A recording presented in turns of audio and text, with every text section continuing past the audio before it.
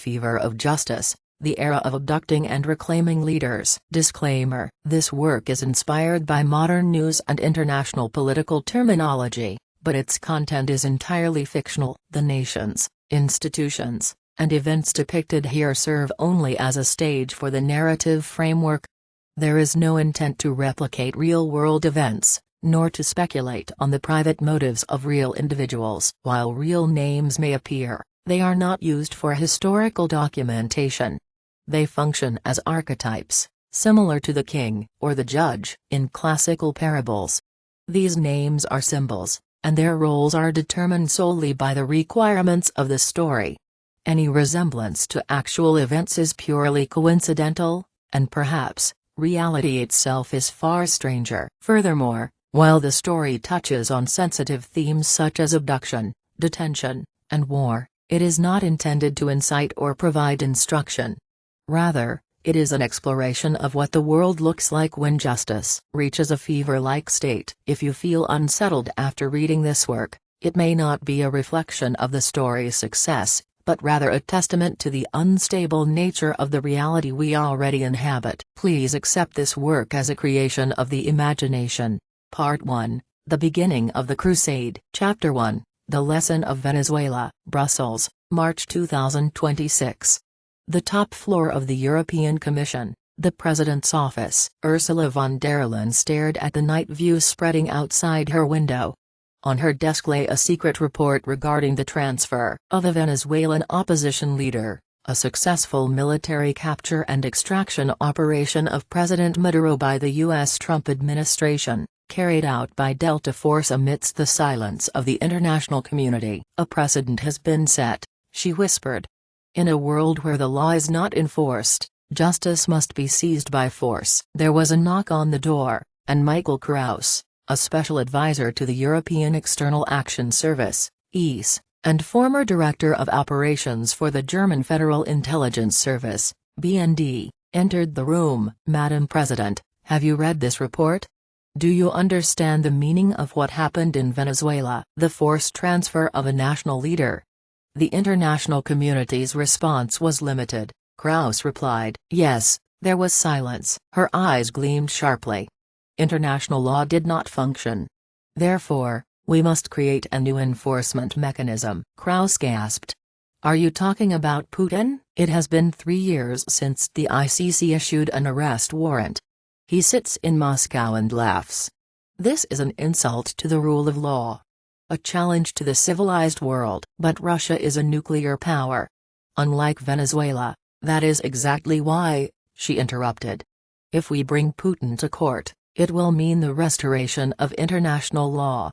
It will become a precedent that no dictator can escape any longer. Chapter 2, Birth of the European Delta Force. 6 months later, €5 billion, officially budgeted as the European Security Research Fund, were actually being used for a different purpose. A secret facility in eastern Poland.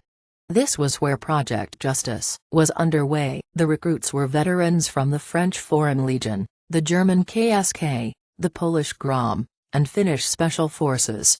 Their contracts were with a private military company, Euro Security Solutions, but their actual employer was the EU. Directing the training was Colonel Richard Harding, a former SAS commander. You are the enforcers of international law, Harding told the trainees. Your mission is not war. It is to restore the rule of law. In Brussels, von der Leyen was constructing a framework for legal justification. A top-secret legal team drafted a document titled Draft European Directive on Emergency Detention Authority Against War Criminals. When an international criminal court arrest warrant is not enforced, regional organizations may exercise complementary jurisdiction. Sovereign immunity does not apply to suspects of crimes against humanity. Necessary and proportional measures are justified under international law. It was a justification for abduction, wrapped in beautiful rhetoric. Chapter 3, The Shadow of Kazakhstan. Summer 2026, near the Kazakhstan border. Information arrived that Putin's private jet was refueling. In the underground crisis room in Brussels, von der Leyen was scrolling through a tablet. The screen showed satellite images and heat signatures. "This is not an abduction," she told her legal director without a hint of hesitation. "This is a special law enforcement procedure." Sovereign immunity? Such a thing should have been buried in the ground at Buca. What Venezuela taught us is that justice requires physical muscle. When the U.S. put Maduro on the wanted list, the world entered a new phase. She tapped the approve button on the monitor with her fingertip. "Put Putin in the cage of the law. Do not give him time to press the nuclear button. The moment he is turned into a defendant, his authority will vanish, and he will be reduced to a miserable old man. That is the new form of war in our era." The legal director hesitated for a moment but then spoke. "Madam President, I understand the logic. But is it not lacking in fairness? The U.S. invasion of Venezuela, the military capture and transfer of Maduro, is condemned as a violation of international law. The ICC issued a warrant for Putin, but has not moved against Trump at all. If you say no dictator can escape, why not pursue America's double standards? Our targeting of Putin is justice, but ignoring Trump, isn't that a bias in power dynamics?" Von der Leyen's eyes sharpened for an instant. "Fairness? That is an ideal. But in the real world, we must move step by step. Trump is an ally, his actions are justified as anti-narcoterrorism measures. Putin is different. Russia's aggression is stabbing at the heart of Europe. We start changing things from here. I am prepared for the criticism." The legal director sighed and bowed in silence. Von der Leyen tapped the tablet, approving the operation. "The discussion is over. Execute." However, the scale of the operation was beyond the limits of the EU alone. NATO cooperation, specifically, U.S. acquiescence, was necessary. She immediately connected with Washington via a secret line. Chapter 4, The Darkness of Political Deals, The Price of Enforcement Without Sanctuary. August 2026, a secret villa near Berlin. In a room shrouded in the darkness of night, von der Leyen faced two men. One was an acting NATO Secretary General, former U.S. General Erich Stoltenberg, a fictional surrogate. The other was a shadow negotiator resembling Jack Sullivan, a senior director of the U.S. National Security Council, referred to here as Mr. S. The room was sealed with electronic jammers, and the windows were bulletproof glass. On the table were an encrypted tablet and a bottle of European wine. Von der Leyen swirled her glass and began. "Gentlemen, my proposal is simple. Complementary enforcement to hand Putin over to the ICC. I want NATO air support and U.S. satellite intelligence to back the operation in Kazakhstan." Acting Stoltenberg frowned. "Madam President, that is an abduction. Russia's reaction is unpredictable, there is a risk of nuclear escalation. NATO is a defense alliance, not an enforcer of international law." Von der Leyen's eyes flashed coldly. "Defense? This is the very defense of Europe. The crimes Putin committed in Ukraine are collapsing the foundations of international law. The ICC arrest warrant is valid, we are merely supplementing it. We will apply to Putin what the U.S. did to Maduro in Venezuela. You set the precedent, so take responsibility." Mr. S cut in. His voice was low and calculated. "Madam President, the U.S. is neutral. But if we cooperate, what is the return? The Trump administration has its hands full in the Middle East. We need a promise that Europe will strengthen economic sanctions on China and support the U.S. military in a Taiwan contingency. Additionally, shift the EU's energy policy to U.S. produced LNG.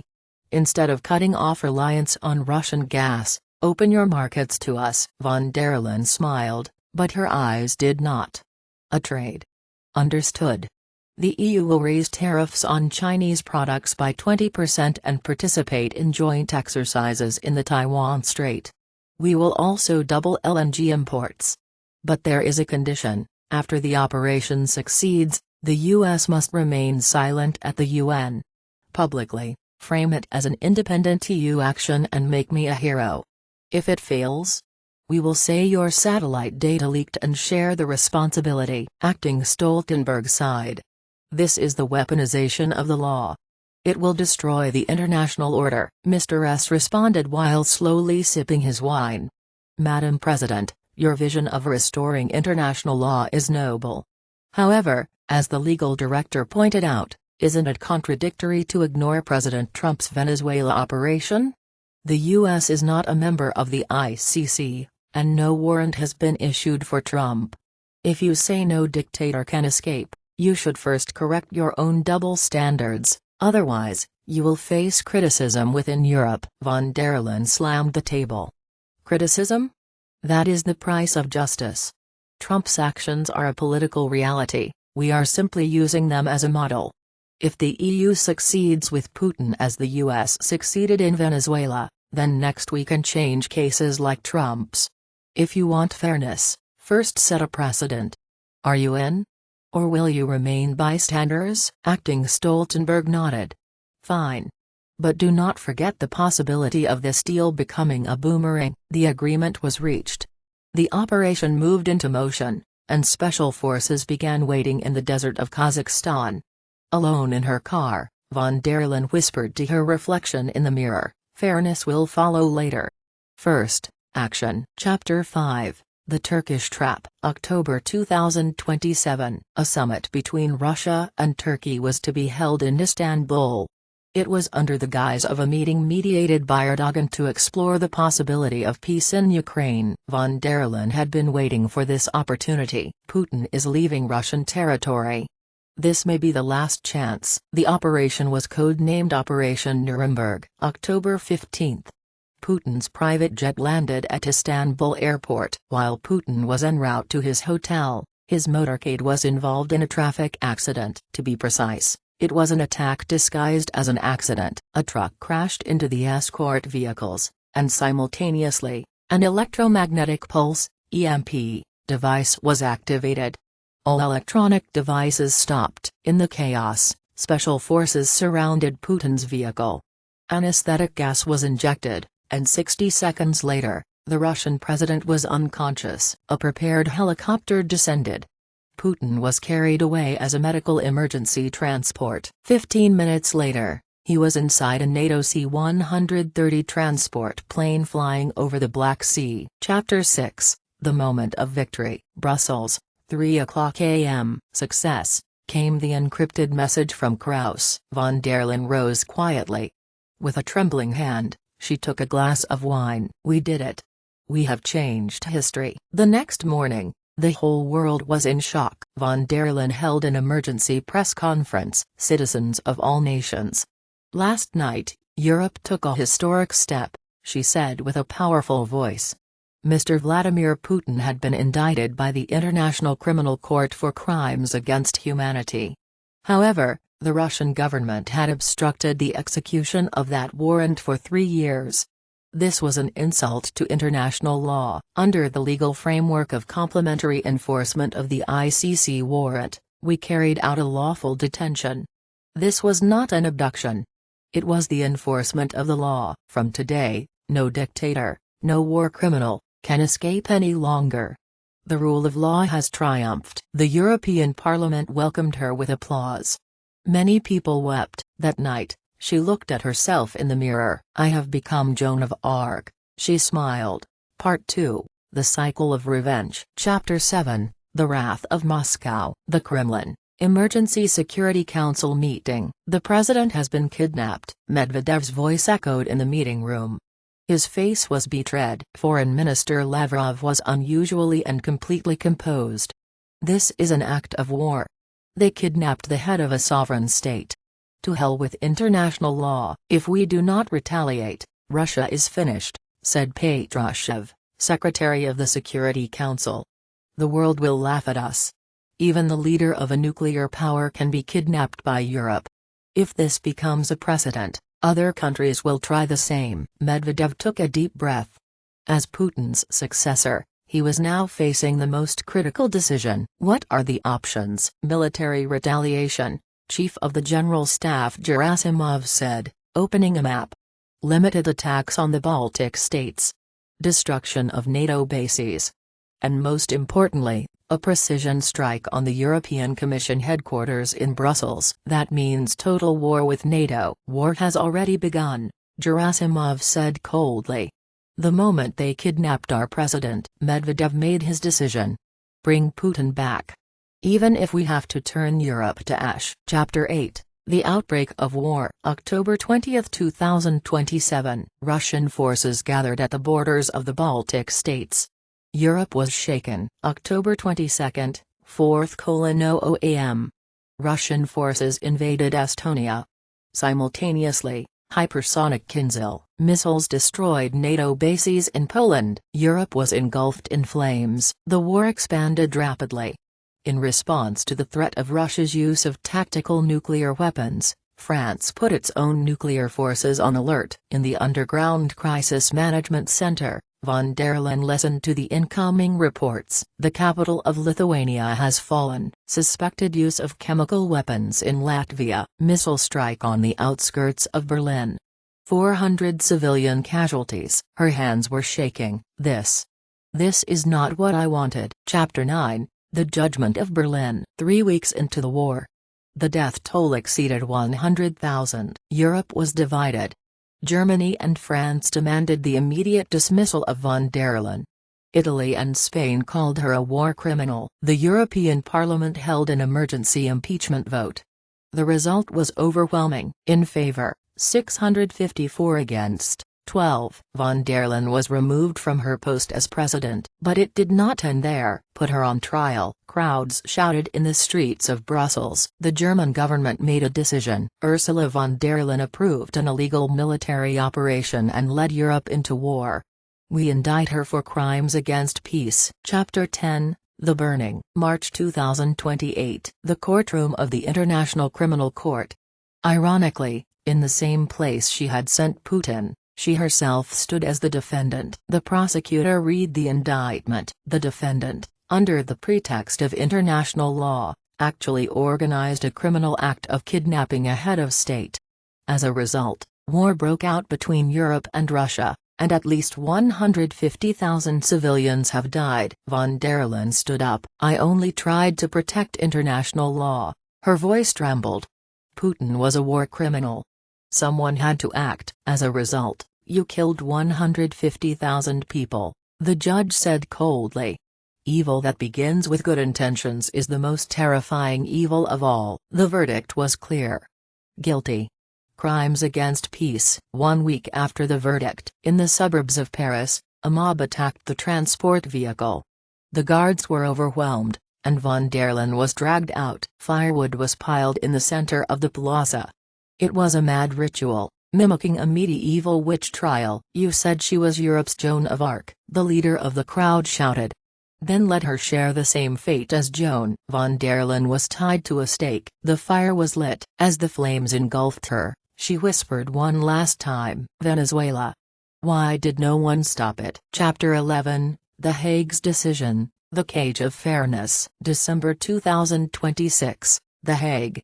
The top floor of the International Criminal Court, ICC, the President's office. President Tomoko Akan stared at the gray sky through the window. On her desk lay a top-secret report on President Trump's invasion of Venezuela. Delta Forces strike, the forced transfer of President Maduro. It was a clear violation of international law. A violation of sovereignty, potential crimes against humanity. Should she apply the same standards used for Putin's warrant to Trump? Her heart was wavering. If I issue a warrant for Trump, the world will change, Akan whispered to herself. She had become the first Japanese president of the ICC and had been put on a wanted list by Russia for her involvement in issuing Putin's warrant. A Russian court had sentenced her to 15 years in prison in a trial in absentia. Still, her convictions did not waver. Justice does not bow to power. Anywhere can be a place to make a grave. Words she had spoken in a past interview echoed in her chest now. There was a knock on the door, and Prosecutor Karim Ahmad Khan entered. A Briton leading the ICC investigations. Madam President, a message from President von der Leyen of the European Commission. While celebrating the success of the Putin abduction operation, She points out Trump's double standards. If you seek fairness, issue a warrant for Trump as well. Akan sank deep into her chair. I know. When we issued the warrant for Putin, we declared the restoration of international law. But America is not a member. Trump's Venezuela operation is being ignored under the guise of law enforcement. This undermines the credibility of the ICC. If we remain silent, justice becomes nothing more than a tool for those with power. Prosecutor Khan pointed to the report. The evidence is there. The military intrusion in Venezuela is a violation of sovereignty. Maduro's transfer is tantamount to kidnapping. There are suspicions of crimes against humanity. But the U.S. is threatening sanctions. Under a 2025 executive order, they might impose sanctions on ICC personnel. Akan's eyes sharpened. Sanctions? That is their way. When I issued the warrant for Putin, Russia put me on their wanted list. If America does the same, so be it. The role of the ICC is to protect the rule of law. If we bow to political pressure, it is the end. She stood up and moved to the window. As President Stubb said during the Finnish president's visit, the ICC is the key to ensuring the implementation of international law. Those who commit the most serious crimes must bear responsibility. Karim, remember the logic behind issuing the warrant for Putin, Akan said quietly. Russia is a non-member state. But the place of the crime was Ukraine, a member state, so territorial jurisdiction was applied. By the same standard, Venezuela is a member state. Trump's invasion is a violation of sovereignty and a suspected war crime. So why are we not moving? To cite America's non-membership as a reason is illogical. ICC rules must be consistent. If application is distorted by political power, the fever of justice will only spread. Khan gasped. Madam President, this might collapse the alliance between the US and Europe. That is the price of justice. Akan smiled. As a Japanese, I want to reform the ICC. To show the fairness of the law to the world. The if scenario became a reality here. Akan made her decision. Issue an arrest warrant for President Trump. Charges, crimes against humanity and war crimes in the invasion of Venezuela. We will make the evidence public and ask the world. This is the end of the double standard. Neither Putin nor Trump, no one can escape. The next day, the ICC issued an official statement. An arrest warrant for President Trump. The world was shaken. Von der Leyen praised it as the true restoration of international law, but the U.S. immediately announced sanctions. In her office, Akan quietly waited for the next report. The fever has not cooled yet. Part 3, The Ghost of Grand Sasso. Chapter 12, Lavrov's Resolve. Putin was confined in an underground facility of the International Criminal Court. A cell protected by 3-meter-thick concrete and the latest biometric systems. A reenactment of Mussolini. He chuckled with a sarcastic smile. In Moscow, the war continued.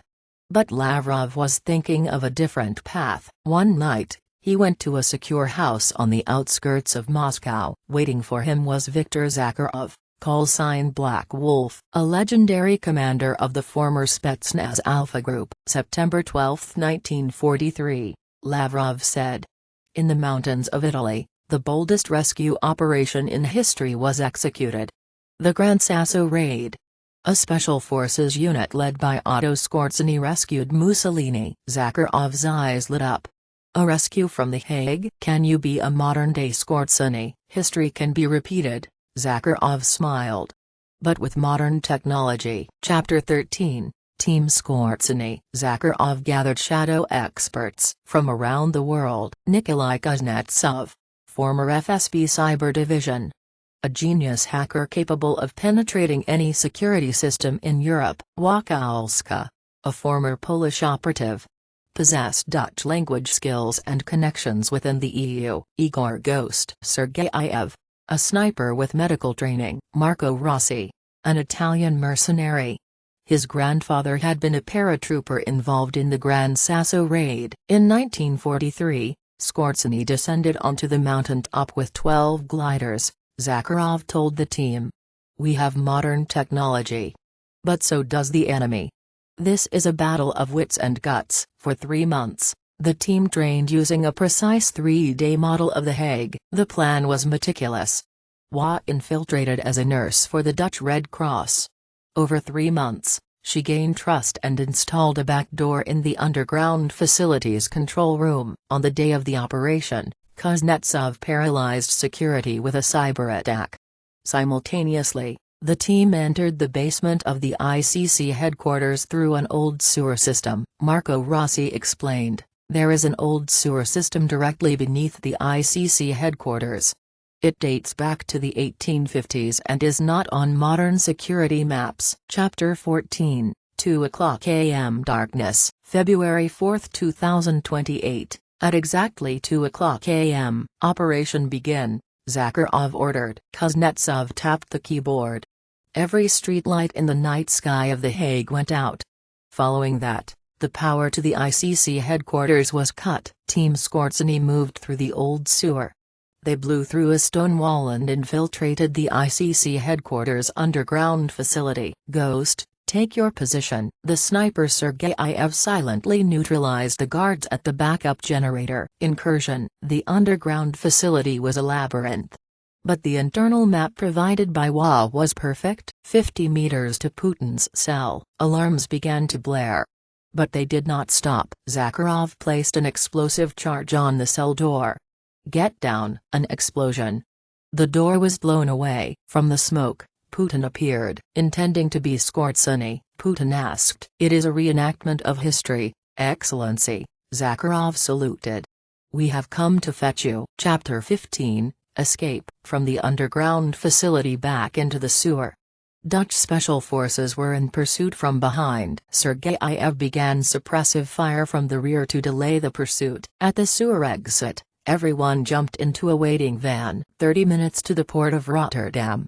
A Russian-flagged cargo ship is waiting there. Kuznetsov hacked into The Hague's traffic signal system. The pursuit vehicles were caught in traffic jams. At 3:15 a.m., Putin boarded a Russian military helicopter from the helipad of the cargo ship Volga. "Mission complete," Zakharov reported. Gazing down at the lights of The Hague from the sky, Putin whispered. "Mussolini died 2 years after he was reclaimed. I will not be the same." Part 4, Endless Terror. Chapter 16, Lavrov's Diplomatic War. 24 hours after Putin's reclamation, the world was once again in shock. But Lavrov acted immediately. He requested an emergency UN Security Council meeting and addressed the whole world. "Citizens of all nations. Last night, we liberated the Russian president from illegal detention. This was not an abduction. It was the rescue of our nation's leader who was being unjustly held. What Ms. von der Leyen did was not the enforcement of international law, but the destruction of it.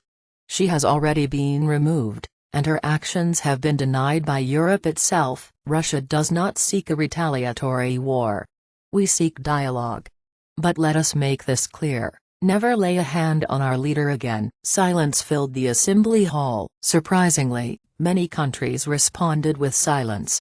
Due to von der Leyen's downfall and burning, Europe itself had admitted her actions were illegal. Russia's reclamation operation was, in a sense, understood as a countermeasure against an illegality. The war gradually moved toward a resolution.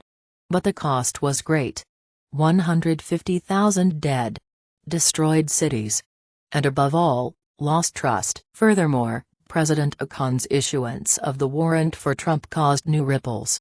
The U.S. strengthened sanctions on the ICC, and the double standards of international law were exposed. As a warrant was issued for Putin despite Russia being a non-member, Akon's point that using U.S. non-membership as a reason to exempt Trump was illogical sparked debate worldwide. Chapter 17, Zakharov's warning. The Kremlin. Putin called Zakharov to his office. "You are a modern Skorzeny," Putin said. "What do you want? A medal?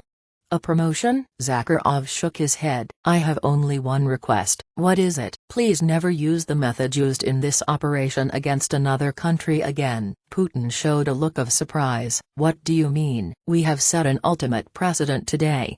to reclaim a leader in response to the abduction of a leader.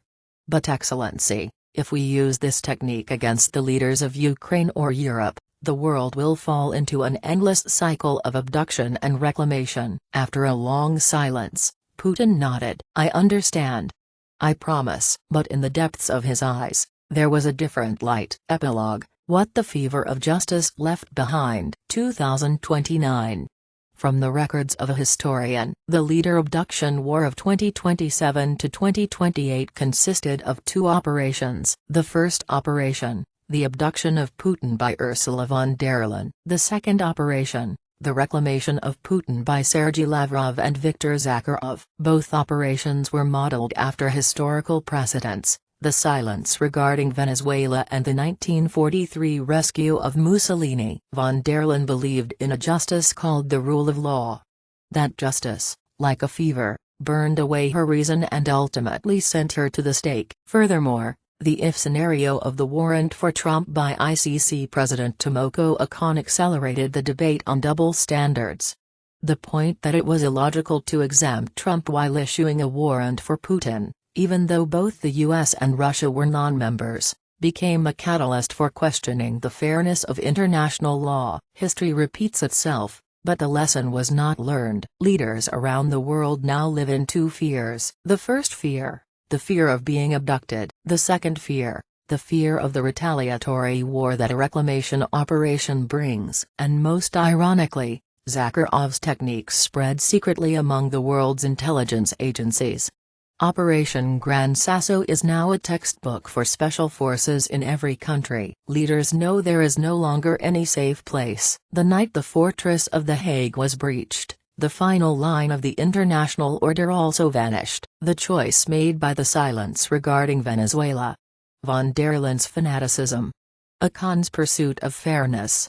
Zakharov's miracle. All of these combine to start a new era, the era of the fever of justice. Everyone screams for justice, everyone weaponizes the law, and everyone justifies their own actions. And by the time they realized it, the world was burning. 2035, Gran Sasso, Italy. The retired Zakharov visited the hotel where Mussolini had once been confined. It was now a museum. In the exhibition room, there was the figure of an old man staring at a photograph of Scorzani. I followed in your footsteps, Zakharov spoke to the photo. And I made the same mistake as you. What mistake? Suddenly, a voice came from behind. Turning around, a young woman was standing there. She was a museum guide. Making the impossible possible, Zakharov replied. Once you do it, everyone copies you. And that technology spreads regardless of good or evil. Do you regret it? No, Zakharov shook his head. I fulfilled my mission. But I wish that no one will ever use this technology again. Outside the window, the peaks of the Apennine Mountains were dyed in the sunset. 80 years ago, 12 gliders flew through this sky. And now, their ghosts are flying all over the world. Who will be abducted next? Who will be reclaimed next? The fever of justice has not cooled yet. Disclaimer, repeated. This work is inspired by modern news and international political terminology, but its content is entirely fictional. The nations, institutions, and events depicted here serve only as a stage for the narrative framework. There is no intent to replicate real-world events, nor to speculate on the private motives of real individuals. While real names may appear, they are not used for historical documentation. They function as archetypes, similar to the king or the judge in classical parables. These names are symbols, and their roles are determined solely by the requirements of the story. Any resemblance to actual events is purely coincidental, and perhaps, reality itself is far stranger. Furthermore, while the story touches on sensitive themes such as abduction, detention, and war, it is not intended to incite or provide instruction. Rather, it is an exploration of what the world looks like when justice reaches a fever-like state. If you feel unsettled after reading this work, it may not be a reflection of the story's success, but rather a testament to the unstable nature of the reality we already inhabit. Please accept this work as a creation of the imagination,